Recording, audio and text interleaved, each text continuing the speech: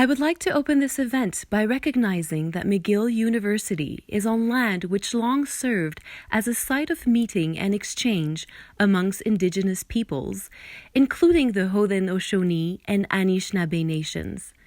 We acknowledge and thank the diverse Indigenous people whose presence have enriched this territory on which peoples of the world now gather. Avant de donner le coup d'envoi à cet événement, permettez-moi de souligner que l'Université McGill est située sur un territoire qui a longtemps été un lieu de rencontre et d'échange pour les peuples autochtones, notamment pour les nations Haudenosaunee et Anishinaabe. Nous saluons et remercions les divers peuples autochtones qui ont enrichi de leur présence ce territoire, lequel accueille aujourd'hui des gens de partout dans le monde. Hello, everyone. My name is Chris Lyons, and I am the head librarian of rare books and special collections at the McGill Library. I'd like to welcome you to this very special edition of Homecoming. It's actually the 100th homecoming, 100th anniversary of the homecoming. So it's the bicentennial year. So this started out as a centennial project.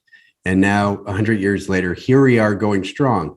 Mind you, it's hard to imagine that our predecessors would have thought that we would be living in such interesting times. Although there was a flu pandemic at that time, or just ended, who'd have thought we'd be able to do things like homecoming and offer services by remote resources and special resources, which is the topic of our special homecoming talk today, which is called Flipping the Switch, Connection and Learning in a Time of Self-Isolation. Now, we've got 4 panelists here to talk about this, and 2 of them come from a group that is actually very special to my heart because I have a background in adult education.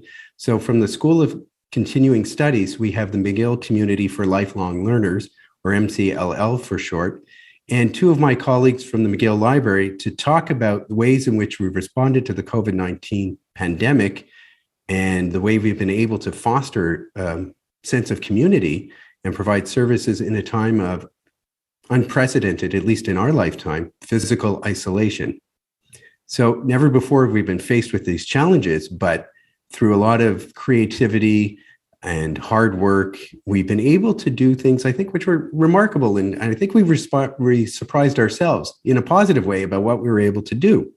So for the McGill Lifelong Learners, the organizers launched a program called the Digital Literacy Program that ensured that its members were able to continue to learn online and had the technical know-how to participate in Zoom lectures and class discussions. And the library responded in a number of different ways, one of them being the creation of study hubs, which were able to give students safe spaces to come on campus and work. So we've got 4 people here, as I said, and for the next 45 minutes, we're going to have a conversation about what we've done in our experiences, and I think it'll be quite interesting. So just to reassure you that I'm not going to be monologuing for the next 45 minutes. I'm just going to ask our participants to introduce themselves. And Anna, could you start off and tell us a little bit about yourself and your role, please? Yes, thank you, Christopher, and thanks for inviting us to participate in this event. We love libraries so much at MCLL. So my name is Anna Milic. I'm program administrator at the McGill Communauté for Lifelong Learning. I've been at MCLL since 2009, so around 12 years or so. And it's I love my job. I love MCLL. They're like my community, even though I'm the odd one out at MCLL because something that it's very particular to MCLL is that it's for and by community. So I am slightly younger than the rest of them, but I really feel like a part of the community. That's great. Thank you so much. Sandra, could you introduce yourself, please? Yes. My name is Sandra Baines. I'm a member of MCLL, and I'm presently the past president of the organization. I became the president just after the shutdown last year. And one of the first memories I have of thinking about what we were going to do was when we had to cancel our AGM. We were meeting in March at just the very day when the 2-week shutdown was announced, and our AGM was scheduled for the following week. And we were sitting together thinking, well, do you think we can go ahead or not? Well, of course, you know what happened. But I took over as president a year ago, and I'm now past president. And like Anna, I think the library resources are absolutely amazing. And whenever we have the opportunity to talk about MCLL, we certainly emphasize what a huge, valuable resource the library is, but also the people there who support us so much when we need help with searches and so on. And online, it's been fantastic for our members this past period. Thank you so much, Sandra. And that was music to my ears, and I'm sure to my colleagues as well. And speaking of my colleagues, Angel, could you introduce yourself, please? Hi, I'm Angel. I am one of the student navigators working at the McLennan Library, I guess, right now. Redpath/McLennan, they're kind of the same thing at the moment. But yeah, I joined the team back in January of 2021. So kind of halfway into the pandemic, halfway. So yeah, I'm a little newer than other student navigators, but here I am. That's wonderful. We all have to start somewhere, and I guess our viewers could see that you're actually in the McLennan Library building because you have that beautiful concrete surrounding you. Catherine, could you introduce yourself, please? But before you do, I just want to say Catherine has had it more eventful than most, perhaps, library staff, because she was directly implicated in all of the services and rightfully was recognized for everything she has done for the library by being promoted to Associate Dean. So I take the opportunity to congratulate you, Catherine. Oh, thank you, Chris. So hello, everyone. My name is Catherine Hands, and as Chris said, I'm currently the Associate Dean of User Services at the library. Prior to that, I was the head of Lending and Access Service for a couple of years, and I've also worked as a liaison librarian in a number of different subject areas. So I think Anna mentioned that she started back in 2009, and that's also the year that I started at McGill too. So I've been here for about 12 years in a number of different roles, and the last year has certainly been the most interesting, to say the least. No doubt, as it has been for all of us.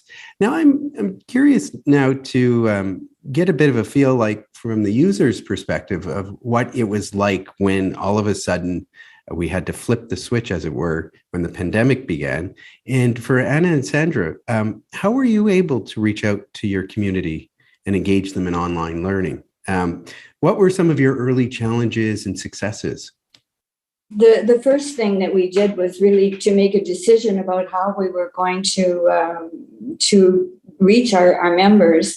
We decided right at the beginning to offer 2 sort of sandbox sessions and just see what the response was. It was a kind of a test to see whether people would give it a shot. And we were very, very happy to know that people were interested in trying Zoom online with Zoom. And very quickly, we realized that we would be able to go ahead with a full program after those first 2 sessions.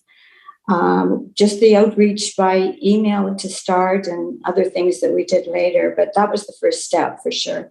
We offered those 2 programs without charge. And after those early months, we decided we would be able to go ahead with a full program. Our whole program depends on the fees that members pay. So our income was really important to us for our survival. Yeah, and we also felt it's not just enough to let people know. So we're going online. Join us. So we moved our program online, but what played really a crucial role is that digital literacy campaign and the recruitment of hosts. So what we wanted we call them moderators, which is our term for our instructors. We want them just to click on the link and join the session, not to worry about all these aspects, screen sharing, muting, unmuting. So we recruited hosts. So those were also MCLL members, also seniors, also volunteers who helped our moderators and our members dealing with every technical aspect of Zoom, which we used for our members to join online. So they worked one-on-one with everybody. So whoever registers for our study group would get the contact info from the host before the classes start. The host would offer their help. They would share screens. They would go on the phone. So at the same time, so that group of MCLL hosts became so important and so effective. They became like a community for themselves. Now they meet regularly. They know Zoom better than any of us here. Like every little upgrade, every detail, it's just amazing. So I find that was really, really helpful. That's terrific. And it also suggests to me that you're aware of your users and their needs, because the lifelong learners are often people who have retired and whose maybe technical familiarity might be needing some help, and it's often hard to get that help when you're more isolated. So that's a wonderful initiative. I'm very impressed. And in terms of knowing users and their needs, I want to turn to my colleagues in the library now and talk about our users and ways in which I think we were able to help them, in particular in dealing with things like being stuck indoors and trying to work, especially with roommates and stuff like that. So the Study Hub initiative, I think, was important in so many ways that I think we might not have appreciated. But perhaps you could talk a bit about that, Angel, and Catherine, please. Yeah, definitely from the student's perspective, I know that it makes a huge difference being able to come downtown and still access like campus, at least a little bit, especially with like people who had to are still kind of close, but had to go back and live with their parents for a little bit, just because of the whole pandemic. Staying at home with a family and trying to study is not the best situation that people want to find themselves in. Personally, I also had to deal with that. And so being able to come to the library and just have that alone, quiet time to study was absolutely a necessity. And I'm really glad that it was available just in general to everybody that could access it. Terrific. And I'm smiling because Catherine was smiling, because it wasn't only students who were trying to get work done at home with family and small children. And one of the delights of some of these Zoom meetings we were having was getting to know people's children and people's pets, which was actually sometimes unintentional, but sometimes intentional. So Catherine, how were study hubs for the organizing side of things? Yeah, well, study hubs are something that I guess we started talking about last summer. So there were certain library services that were very easy to sort of move, back in March 2020 to an online environment. So the workshops that our librarians teach, online consultations, virtual reference, those things we were able to jump on right away. But we knew going into the fall semester that students were going to need a place to be on campus. And there weren't a lot of other options. They couldn't go to their favorite coffee shop to study. Maybe during the month of September when the weather's nice, you can go outside, but it's sort of a short window of nice weather in the fall in Montreal. So it's something that we started to get together, I guess about in July of last year. And it was something that really involved huge coordination across a lot of different units of the university. So the library, facilities, security, all of these different groups, working together. And so we were able to set up for the fall semester 3 different study hubs, one in Redpath, one at the Law Library and one at the McDonald Campus Library. So the biggest one was in Redpath, and the smallest one was at Mac. But each of them was very well used over the course of the term, or actually multiple terms at this point. And yeah, it was, I would say, the biggest challenge in terms of setting up and thinking through the study hub was balancing what we knew students would want to be able to have in the library, along with the, public health guidelines that were in place.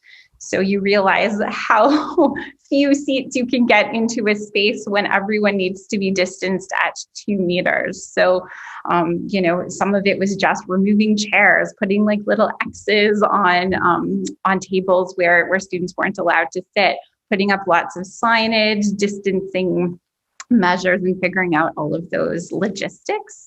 Another thing that we needed to implement in order to have a list of the students who were using the study hub in case we needed to do contact tracing is we had to actually do a seat booking system. So we worked with our digital initiatives team and our communications team in order to get that all set up. And then luckily we were able to hire so many wonderful student navigators like Angel, who's on this call today, who helped us with checking the students in. So checking to make sure that they had a booking, that they were on the list, and that they went to the appropriate floor or area of the library. And it was a lot of logistics to start, but as we sort of got into the fall semester, it became, almost second nature. It started to feel like a normal way to use the library, even though it's so different from what we're used to.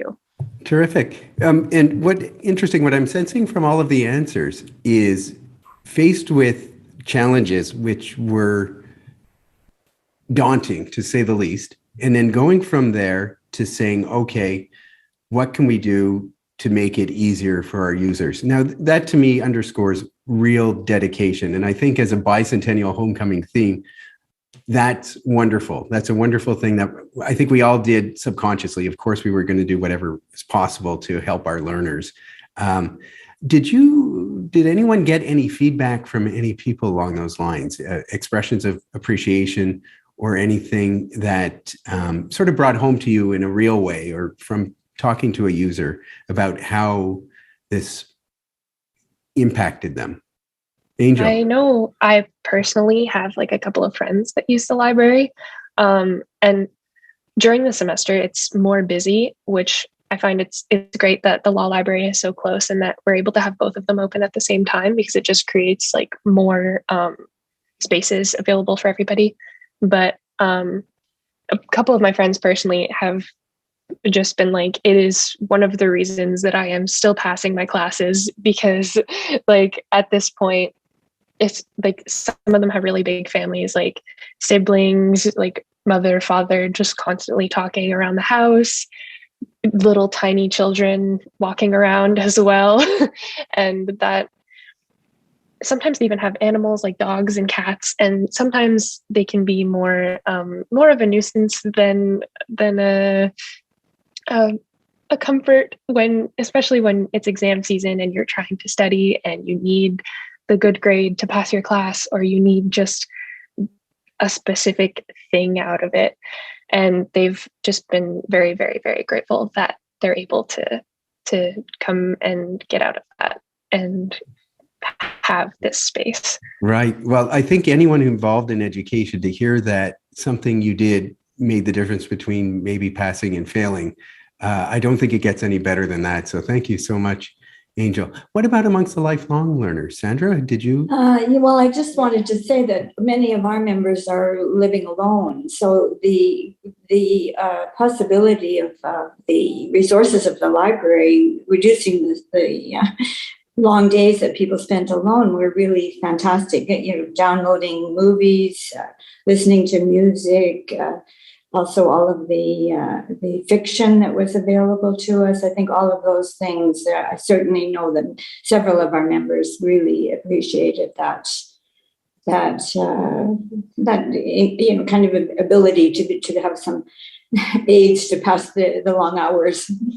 My goodness, I can just imagine. And what about particularly with the digital literacy program? Anna, did you get some feedback?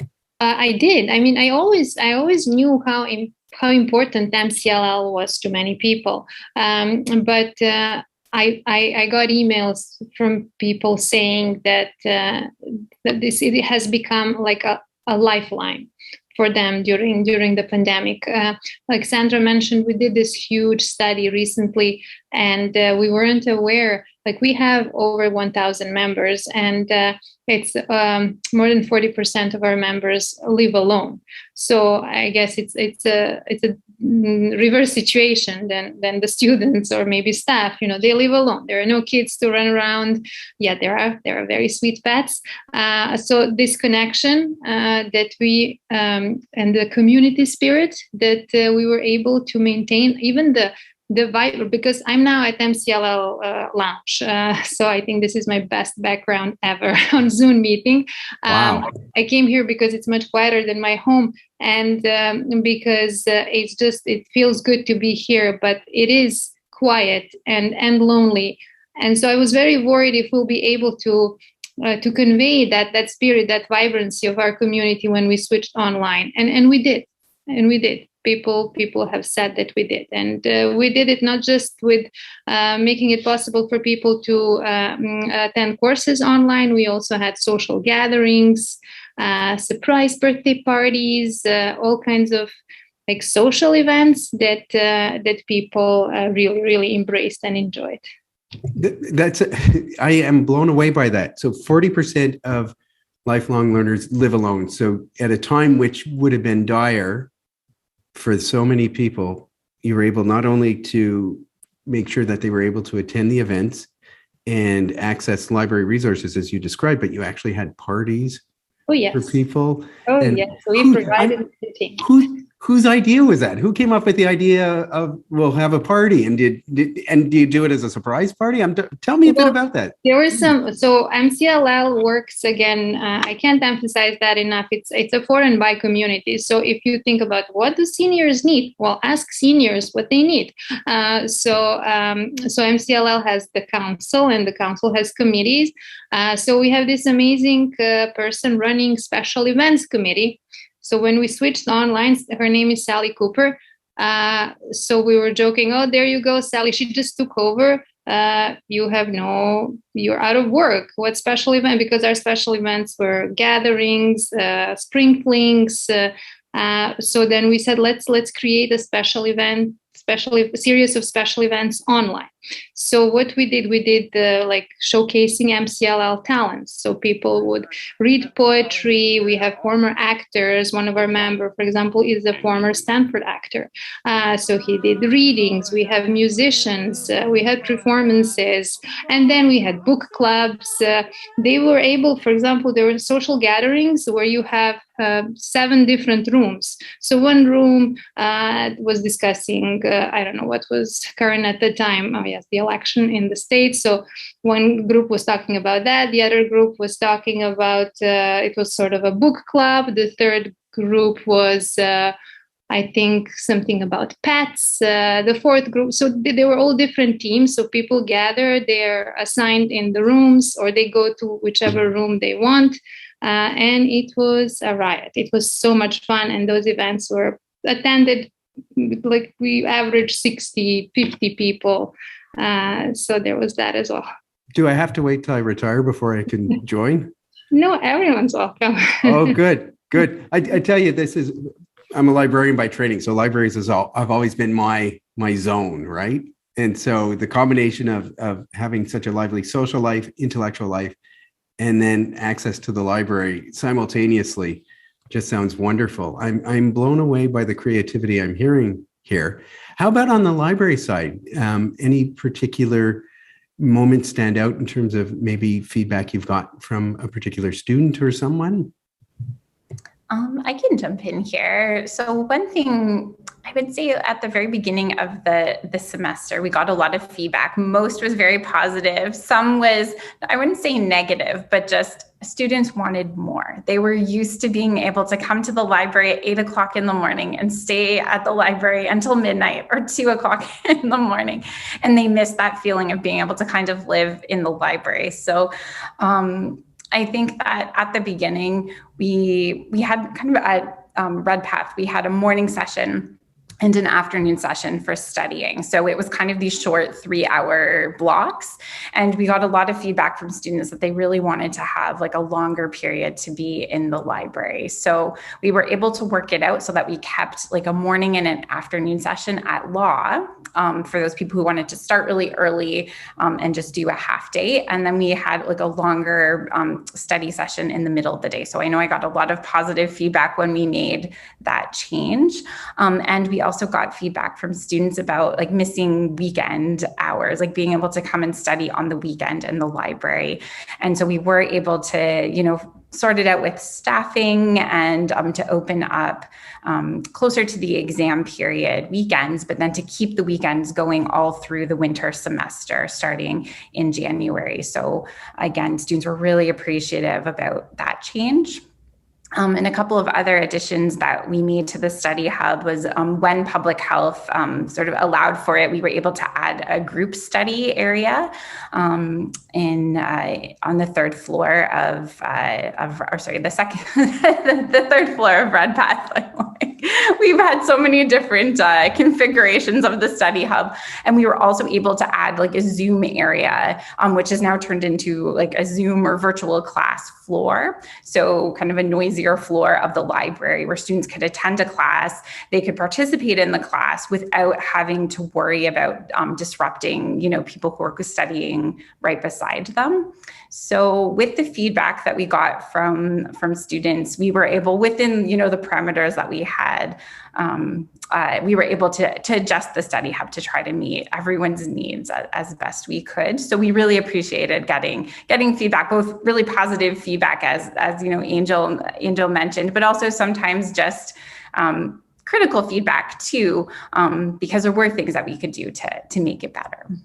Again, that underscores the sense of dedication, is being dedicated to what people needed, responding to it, but then being nimble enough to try and meet needs when you hear the expectations that aren't being met. We did something similar for rare books and special collections. In fact, the umbrella group for us is called ROAR, which is Rare Books, the Ulster Library of the History of Medicine, McGill University Archives Individual Arts Collection.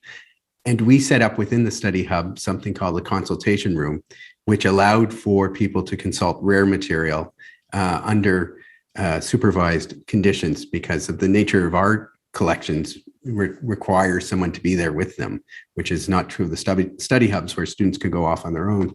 And again, like we're hearing, the researchers and students who needed to consult rare material were very, very happy about that.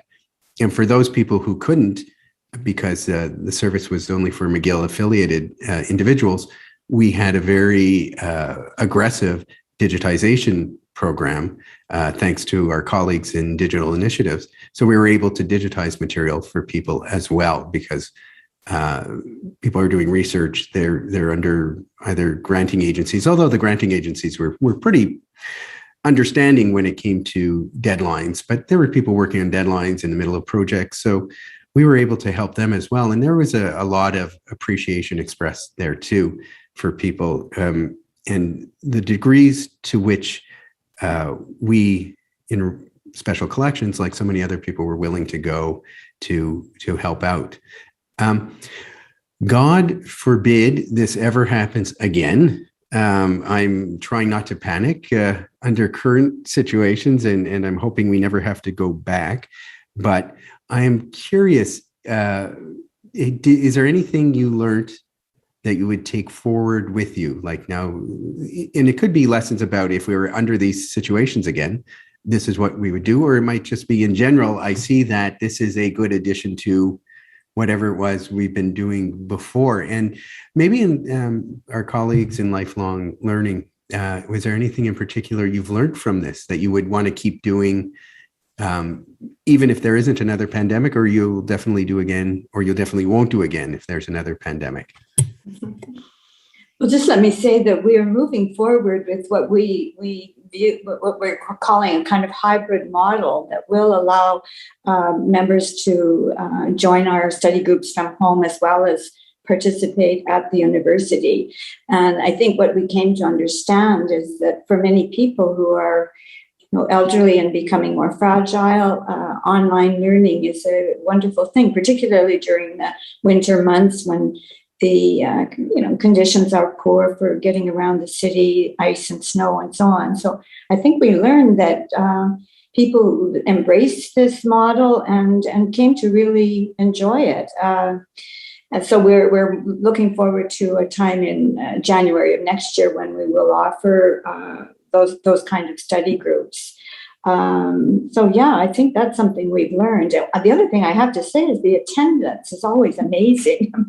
We had 2 AGMs online, and we had such an active participation in those online meetings. Up to about 100 people, and often for our real meetings in the real world, we would have been happy to have any less participants. So that was an interesting thing. Not that we will have our next AGM online if we can gather and be together. That would definitely be preferable. But, it was so the participation, people just, were there. The same for all of our council meetings. Like there were no absenteeism at all. It was great participation and engagement too, even though we're all looking at these little screens, people were very active and vocal.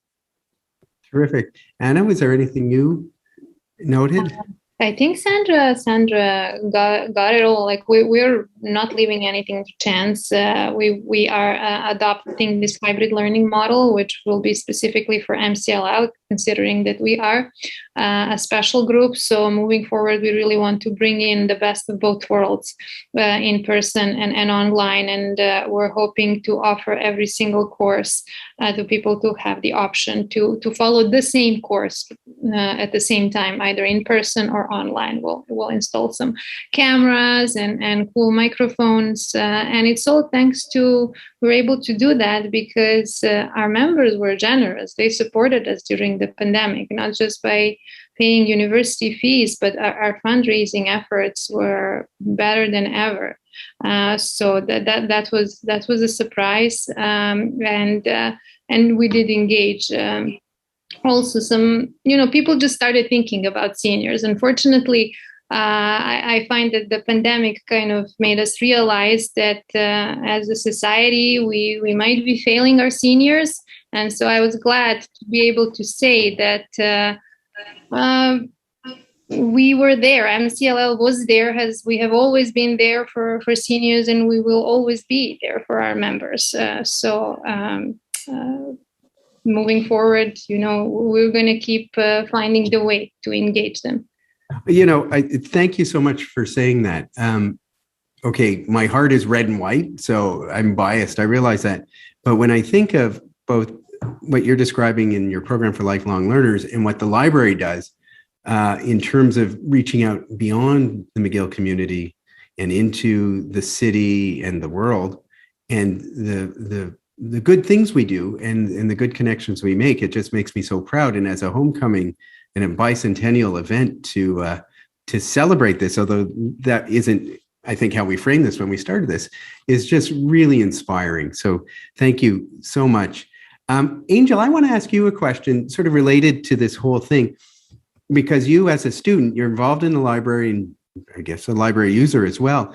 But did you ever, or did friends of yours talk about Zoom fatigue? Was it ever a point where you say, I am zoomed out? Did that happen? Absolutely. That is something that's happened with me personally, honestly, but it's definitely something that happened. Like my classes had started seeing attendance of like less than half towards the end of the semester, just because it was a lot at once. So I feel like in-person classes are definitely like a better option for students in particular, maybe because we're so engulfed in like social media as well. And so just the whole screen time is a lot to handle, especially because all of our assignments and homework is also online and on a screen. And so it just kind of never ended. But yeah, Zoom fatigue was definitely something that like me and every single one of my friends have experienced. And it's just, yeah, it was really relieving to hear that things were going to go back in person, at least somewhat, because it's a nice break. Yeah, thank you. And I think that underscores the importance of the library as a place and the fact that we were able to make it accessible. We talk about the logistics of, noisy at home or, that sort of thing, but it also meant you can get out and be around other people and get out of the virtual world and get into the real world. And it underscores something that I've been a librarian for 17 years, I think. And when I started 4 years before Catherine in 2005, the big existential question was, what do we need libraries for now as buildings that are staffed with people because of the fact that we've got so much available online? And one of the things we discovered, and it came through very loud and very clear, is it's the space. It's the coming somewhere to feel like I am here surrounded by books, information, other people, you're engaged, you're getting out, and people talk about feeling inspired in libraries.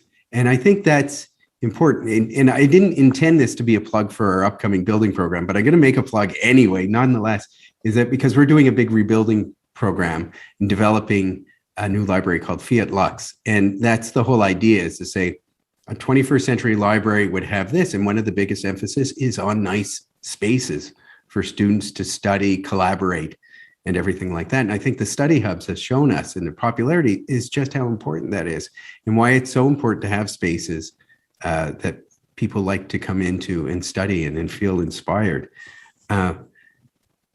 Catherine, do you have any other thoughts or ideas about maybe anything that you carry out of this experience with having to organize and do the study hubs? Well, I think that I realized just how nimble we could be and how flexible we could be as a team, and quite a large team too, really, across, several branches for the study hub, and then, obviously partnering, with units across campus as well. I mean, we started off the study hubs when last September, when Montreal was in a green zone, and it didn't take very long for us to move from green to yellow to orange to red. And throughout that entire time, we were able to keep the study hubs open, even if, protocols had to change a little bit or hours had to change. We were able to keep the study hubs open and running throughout the entire semester. So I think, if anyone had told me that we would be switching up, library hours and services on, a biweekly basis, I would have, maybe quit my job. But we were able to do it, and I mean, it was stressful and it was difficult, but we just had such a good team here, like the lending and access team at Humanities and Social Sciences Library, at Law, at McDonald Campus Library, the branch heads were all so helpful in working through this. And I feel like if we could, make it through 2020, 2021 with all of the changes and, not a lot of lead time, like sometimes we were on pins and needles wondering if the next day we would need to shut the study hub down. So I feel like there were many days where, I would be checking my email at, 11 p.m. before going to bed, wondering if I needed to send a last minute email to my team to say, shut the study hub down tomorrow at, 9 o'clock. And it never happened. We were able to keep going. So I think the resilience, the teamwork, the communication, and it wasn't always perfect, but I think we really came together as a group. And just thinking about, both that experience of, working at home where, you may have little kids like I do and a noisy dog. And it's hard to work at home, but then also that feeling of being sort of lonely at home too. I think the nice thing about the study hubs, even for our staff, for student navigators, for myself, it was such a nice experience to come into campus and have something really tangible that you could see the results of right in front of you. You could see the students sitting there studying. Many many of them, we had a lot of frequent flyers with our students too. So people who you'd see every single day who would be sitting at, the same desk, excuse me. They would come into the library, find that one desk, and they would be there every single day, from the moment the study hub opened till the moment it closed. And there was something really comforting and sort of normalizing with that too. So it was hard, and I really respect all of our team members who were involved in it, because it's scary too. We're in a pandemic, and they're nervous and for their own health as well. Mm-hmm. But I think we were able to keep it a safe space. We followed all the guidelines, and we were really, really careful. Nobody got sick at the study hub. And considering that we had, I guess, over 40,000 students come in and out during the fall and winter semesters, like it's kind of incredible that we're able to pull it off and wow. And have it be as successful as it was. That's really encouraging, and I share that. One of the things I found really encouraging, well, a couple of things. One was, yes, in the group here, Rare Books and Special Collections in particular, how much people were willing to pull together to really try and do the best we could to adapt, and sharing information and best practices and tips and working out how we were going to do things. That was one thing. The other thing, and it's a question I'm going to ask you, so I'm going to answer it myself first. Probably the strongest memory I have vis-a-vis the library, in my case, and COVID, was how much I missed being here. How much I missed being here, because I curate rare collections, so that was part of it. I just missed the stuff. I missed being around it, seeing it, picking it up, looking at it. But how much I missed my colleagues. That was really, and how happy I was. As we've been coming in throughout because of the nature of our work, but when we would meet each other, and now as we're coming in a little bit more, just how happy I am to see everyone. It just is such a good feeling. So that's my one big takeaway from this experience of the past, 16 months or anything like that. And I'm just curious about you guys. We have a couple of minutes left. Angel, can I put you on the spot and ask you, what's your one library memory from COVID?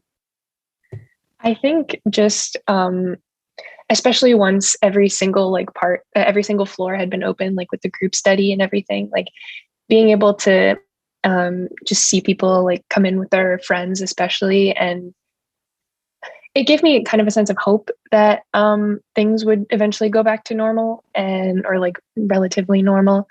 I remember like that part very, very vividly, because I was like, oh, yay, people are getting together again. Like they're being able to do work as groups.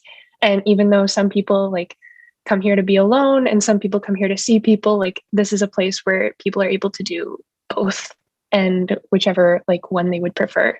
And it's just a solution to both struggles.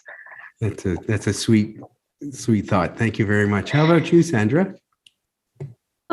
I would say that similar to what Catherine has said about the ability to adapt and the resilience of our members was really impressive to me. And throughout the whole thing, we're a whole community of volunteers. We don't have paid staff. We have Anna, of course, who's a very important person, but a lot of the work that goes on at MCLL is done by volunteers. And the commitment and energy and the ideas that people brought to the virtual table were so welcome.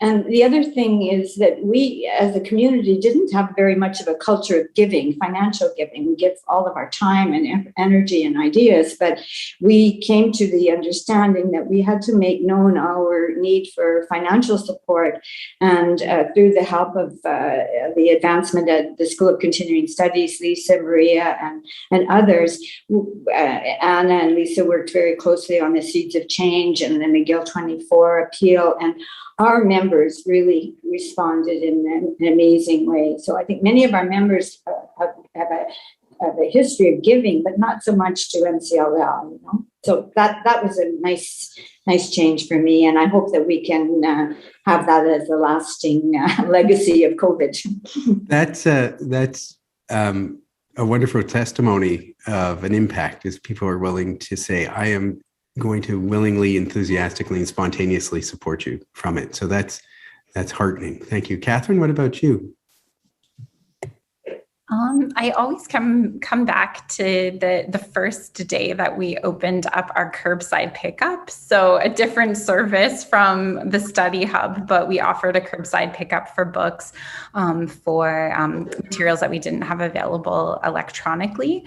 And the very first day, we set up a tent last summer on the Red Path Terrace, and we had the books are all in paper bags, and just like that moment of like wheeling out those books and having the very first patrons come and pick up their curbside books, and they were just so happy because that was July, I guess, and the library had been physically shut down from March. And it was really lovely. People were posting pictures on social media, and they were just delighted to get in and get those like physical books that they had been missing so much. And that was definitely like a highlight during a very difficult year. So my cheeks are hurting. I'm smiling so much because it sounds like it was like Christmas, where someone gets a gift. These were these paper bags that and I can just feel the excitement when you open it and you see something you've been waiting to read for so long. That's wonderful. And how about you, Anna? Is there anything you recall in particular, a strong, vivid memory or thought? I think it was our first AGM. That was so surprising. Like Sandra said, how many people joined, but then that the whole meeting was anything but impersonal, because there was so much information and business stuff, but also so much emotion, because we all had our little speeches, and then people were tearing up. We also mentioned, there was this mix of realization that, yes, we are a resilient and resourceful community, but there is this sense of vulnerability and fragility that permeates this community of seniors. And we lost members. We did. So there was also this reading at the AGM where we kind of remembered them and mentioned their names. And it was such a powerful event. And it was online. And you would think that, only in person you're able to convey emotions. And but no, that was really powerful and memorable. Wow. Well, I have to say, if anyone in lifelong learning ever wants to do anything with rare books and special collections, please, christopher.lyons@mcgill.ca, write me. I'd be ecstatic. I love what you guys are doing. And I love that the library has done what it can to support you guys. It sounds would it be okay just to say publicly thank you to our liaison librarian, April Palacio, because we adore her and so much to MCLL. Oh, she's been an amazing support to us, and she's always available. Just amazing. Absolutely. I'm so glad you mentioned April, Anna. Right. Okay. Well, thank you, all four of you, for the warm and inspirational talk about just the dedication that we all have to, I'm going to sound corny, but for making the world a better place, at least the people we deal with during a very difficult time. I think we can say it was a success, and it's something worth celebrating. So thank you all very much. And thank you for tuning in. I'm Chris Lyons. Have a happy homecoming at home, and hope to see you in person next year. Goodbye.